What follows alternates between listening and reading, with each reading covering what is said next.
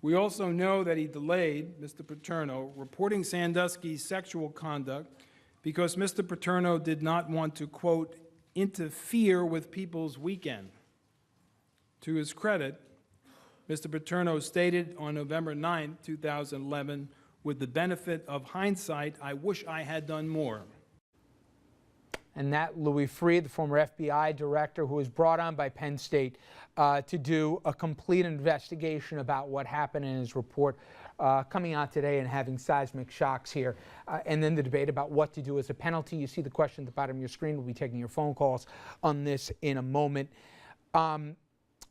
Listen, for football fans, for people who aren't big football fans, the term death penalty is the strongest term that you can use when it relates to punishment against schools. Now, schools certainly over the years, we've all seen this lack of institutional controls they've had. You've had players that have been paid under the table, players that have been helped with cheating, improper recruiting, and there have been scholarships revoked, penalties, bans for postseason, stuff like that.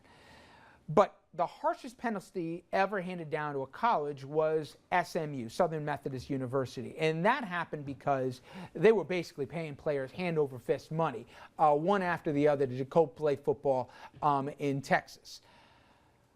Think about for a minute that they got a death penalty for that.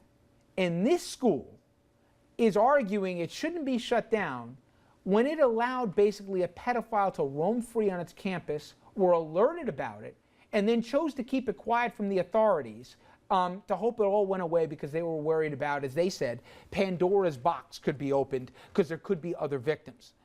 You know what? I don't see how it's possible, guys.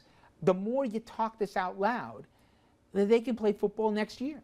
And you know, we got former alumni that work here that love Penn State but are also conflicted about this. We've had Penn State former players that have come on this program and talked about, you know, it's a lifetime commitment. I mean, Joe Paterno was held up as the epitome of what college football should be. Remember, there was a 60 Minutes piece they did on him, let alone all the SI covers and everything else, winning the right way, winning with honor. Today, Phil Knight, the head of Nike, who's his biggest champion, or was, and his biggest defender at the funeral service, they took down the Paterno Children's Center that was over at the Nike headquarters for childcare. I mean, just think about the name and everything attached to it. The statue that you see right there of Joe Pa right outside the stadium in Happy Valley, talk about a misnomer, where Penn State football plays. Will that stay open? Will the Paterno Library stay open?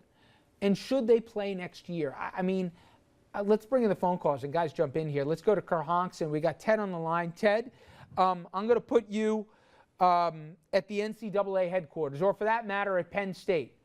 Would you play football in 2013 if you got a vote?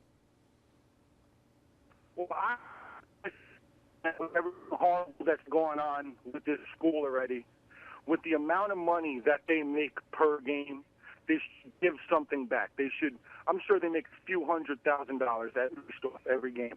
Donate some of that to children and people who have been through these situations to promote, you know, educate people on what to do in these situations. Well, that's going to happen anyway, my friend. There's going to be lawsuits, and you're talking about more than 10, I think a dozen victims, if I have it right. And be assured, I don't think they're going to go to court. They're going to be settling these cases. In from what at least I understand, we're talking about more than $100 million in damages, easy that's going to be in terms of the payouts here.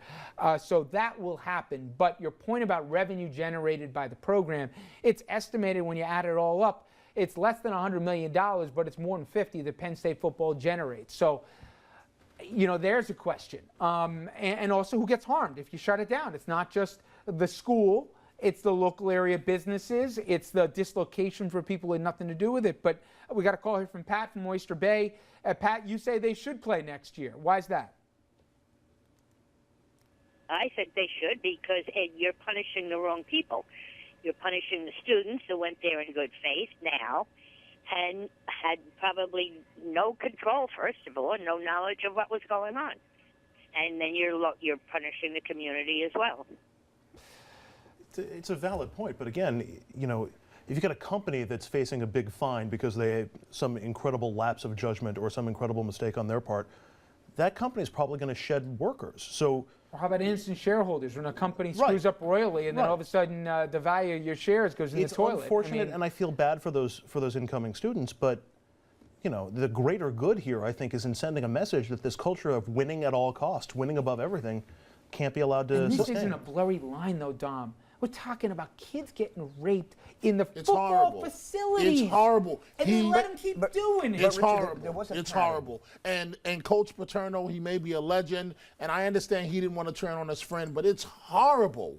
It was literally a breeding ground for a pedophile to bring children in under the allure of Penn State But even football, if it's and not- he's even raping if it's them in the not shower. child rape, even if- But how? I just don't understand. How do you make an entire community go down? Because you'll have business. What about the airline or the chartered airline that flies the team towards away games and Because so but the alternative is that you're endorsing this pedophile palace. But you're not. They're going to call You're it not. pedophile state. Guys, This is. newsflash. Yeah. Cover-ups happen at every major And did college Did institution. the caller just say correctly, we hope no one else is involved? We hope it Right, wasn't known right, all over we the hope, So we with hope. that kind of big question mark and that kind of stigma, if there is no end, harsh, final, and definitive for behavior like this, what do we expect? And Richard just laid out a pattern over the years: cheating, paying students, all the breaches that were overt and tolerated. Well, if you ignore those the way they were over the years, except for the exceptions that were prosecuted,